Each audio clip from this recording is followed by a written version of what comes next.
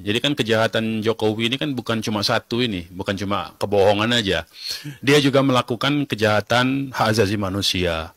Dia juga melakukan kejahatan pelanggaran terhadap hak sipil dan politik. Dia juga melakukan kejahatan terhadap perampasan tanah-tanah rakyat melalui PSN. Itu banyak sekali sebetulnya ya pelanggarannya.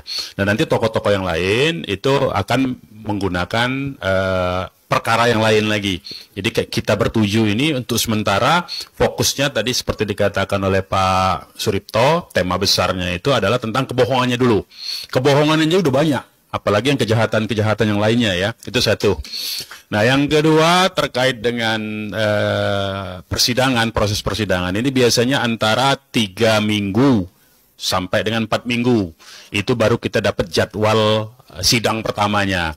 Nah, nanti yang menarik ini mungkin dari sekarang perlu kita beritahukan kepada masyarakat bahwa yang kita gugat ini adalah Jokowi secara pribadi sebagai warga negara Indonesia yang kebetulan dia menggunakan mekanisme ketatanegaraan untuk melakukan rangkaian kebohongannya, kan begitu. Nah, karena dia seorang warga negara yang menggunakan instrumen-instrumen ketatanegaraan untuk melakukan kejahatan dan berupa kebohongan, ya, maka nanti yang wajib datang, jadi dia tidak bisa, kalau dia sebagai presiden digugat, maka dia bisa menunjuk jaksa agung untuk mewakilinya, ya kan? Atau dia bisa menunjuk Menteri Hukum dan HAM, atau dia bisa menunjuk orang-orang KSP, kantor sekretariat kepresidenan. Nah, ini karena dia sebagai pribadi yang digugat, maka dia harus hadir nanti. Nah, secara pribadi. Nah, karena itu nanti dalam proses awal itu ada nama yang disebut dengan dalam sistem pengadilan itu adalah proses mediasi. Nah, proses mediasi itu langsung ketemu antara pihak tergugat dengan pihak penggugat langsung. 6 gugatan tim advokasi masyarakat anti kebohongan untuk Jokowi. Nah, ini isinya. Kami tim advokasi masyarakat anti kebohongan yang merupakan kuasa hukum dari Habib Rizik Syihab dan kawan-kawan dengan ini menyampaikan hal-hal sebagai berikut. 1. Bahwa sejak menjadi calon gubernur DKI Jakarta 2012, Capres 2014 dan 2019 hingga menjabat sebagai presiden, Jokowi telah melakukan rangkaian kebohongan dan kata-kata bohong yang memberikan dampak buruk terhadap bangsa Indonesia. 2. Bahwa rangkaian kebohongan tersebut terus dikemas dalam rangka untuk pencitraan, untuk menutupi kelemahan dan kegagalan yang terjadi. Lebih bahaya, rangkaian kebohongan dan kata-kata bohong dilakukan oleh Jokowi dengan menyalahgunakan mekanisme, sarana dan prasarana ketatanegaraan. 3. Bahwa rangkaian kebohongan yang dilakukan Jokowi tidak dibiarkan, bila dibiarkan tanpa ada konsekuensi hukum, maka akan mencoreng sejarah bangsa Indonesia yang menjunjung tinggi nilai-nilai kejujuran dalam kehidupan berbangsa. Oleh karenanya, kami sebagai masyarakat warga negara tergabung dalam koalisi masyarakat anti kebohongan, mengambil sikap tegas dengan mengajukan G30S Jokowi. Oh, luar biasa ini ya. Gugatan 30 September terhadap Jokowi. Jadi ingat apa kalau G30S itu ya. 4. Bahwa gugatan tersebut berisi fakta-fakta tentang rangkaian kebohongan Jokowi yang diantaranya 4.1. Kebohongan soal komitmen untuk menjabat gubernur DKI selama 1 periode penuh 5 tahun dan tidak akan menjadi kutu loncat. 4.2. Kebohongan mengenai data 6.000 unit pesanan SMK. 4.3. Kebohongan untuk menolak dan tidak akan melakukan pinjaman luar negeri atau asing. 4.4. Kebohongan akan melakukan swasembada pangan. 4.5. Kebohongan tidak akan menggunakan APBN untuk pembiayaan sejumlah infrastruktur seperti kereta api cepat atau KCIC.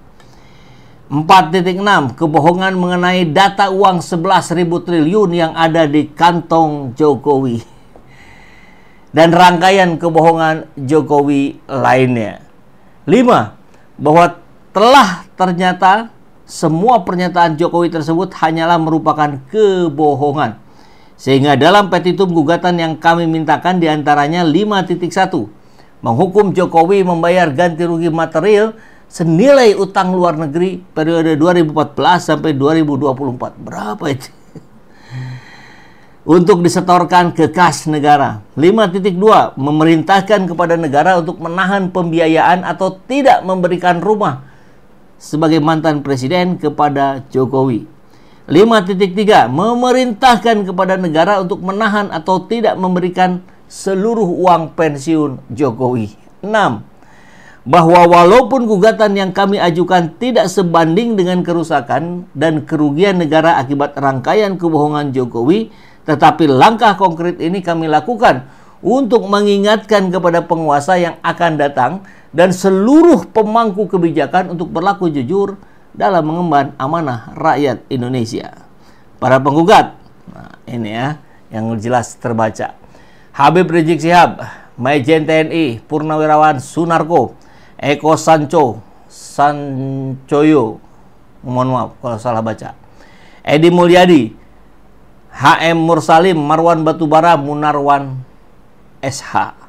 Tim advokasi anti kebohongan, Aziz Januar, SHMH, dan kawan-kawan. Banyak ya.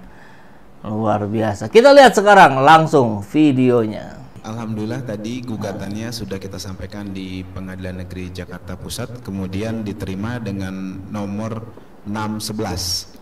Jadi sudah resmi diterima, tinggal nanti prosesnya kita tunggu dari pihak pengadilan, proses dari formil pengadilan tersebut nanti. Jokowi telah melakukan rangkaian kebohongan dan kata-kata bohong yang memberikan dampak buruk terhadap bangsa Indonesia. Kedua, bahwa rangkaian kebohongan terus dikemas dalam rangka untuk pencitraan, menutupi kelemahan dan kegagalan yang terjadi. Dan lebih berbahayanya, rangkaian kebohongan dan kata-kata bohong dilakukan oleh Jokowi dengan menyalahgunakan mekanisme, sarana, dan juga prasarana dari ketatanegaraan. Ketiga, bahwa rangkaian kebohongan yang dilakukan oleh Jokowi bila dibiarkan tanpa ada konsekuensi hukum, maka akan mencoreng sejarah bangsa Indonesia yang menjunjung tinggi nilai-nilai kejujuran dalam kehidupan berbangsa. Oleh karenanya, kami sebagai warga negara yang tergabung dalam koalisi masyarakat anti kebohongan mengambil sikap tegas dengan mengajukan G30S Jokowi atau gugatan 30 September terhadap Jokowi. 4. Bahwa gugatan tersebut berisi fakta-fakta tentang rangkaian kebohongan Jokowi yang diantaranya: 1. Kebohongan soal komitmen untuk menjabat gubernur DKI selama 1 periode penuh atau 5 tahun tidak akan menjadi kutu loncat. Kedua, kebohongan mengenai data 6.000 unit pesanan mobil SMK. Ketiga, kebohongan untuk menolak dan tidak akan melakukan pinjaman luar negeri atau asing. Keempat, kebohongan akan melakukan swasembada pangan. Kelima, kebohongan tidak akan menggunakan APBN untuk pembiayaan sejumlah infrastruktur seperti kereta cepat Indonesia-Cina atau KCIC. Yang keenam, kebohongan mengenai data uang 11.000 triliun yang ada di kantong Jokowi dan rangkaian kebohongan Jokowi lainnya. Kelima, bahwa telah nyata semua pernyataan Jokowi tersebut hanyalah merupakan kebohongan, sehingga dalam petitum gugatan yang kami mintakan diantaranya: 1. Menghukum Jokowi untuk membayar ganti rugi material sebesar nilai utang luar negeri Indonesia periode tahun 2014 sampai dengan 2024 atau selama Jokowi menjabat sebagai presiden untuk disetorkan kepada kas negara. Kedua, memerintahkan kepada negara untuk menahan pembiayaan atau tidak memberikan rumah sebagai mantan presiden kepada Jokowi. Ketiga, memerintahkan kepada negara untuk menahan atau tidak memberikan seluruh uang pensiun Jokowi. Keenam, walaupun gugatan yang kami ajukan tidak sebanding dengan kerusakan dan kerugian negara akibat rangkaian kebohongan Jokowi, akan tetapi langkah konkret kami ini kami lakukan untuk mengingatkan kepada para penguasa yang akan datang dan seluruh pemangku kebijakan yang berlaku di Republik ini untuk supaya jujur dalam mengemban amanat rakyat, dalam mengemban amanat rakyat seluruh Indonesia yang dibebankan kepada mereka. Demikian press release ini kami sampaikan semata-mata guna terciptanya keadilan dan membersihkan sejarah bangsa Indonesia. Alhamdulillah tadi gugatannya sudah kita sampaikan di Pengadilan Negeri Jakarta Pusat, kemudian diterima dengan nomor 611. Jadi sudah resmi diterima, tinggal nanti prosesnya kita tunggu dari pihak pengadilan, proses dari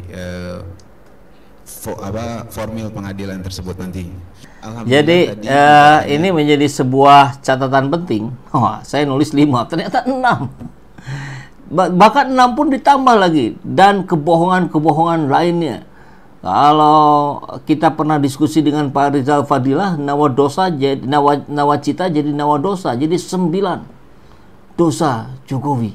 Ada yang bilang 12, ada yang bilang 20. Ya sudah, angka saya kira tidak menjadi persoalan penting. Yang pasti kebohongan-kebohongan itulah yang harus dipertanggungjawabkan. Begitu ya.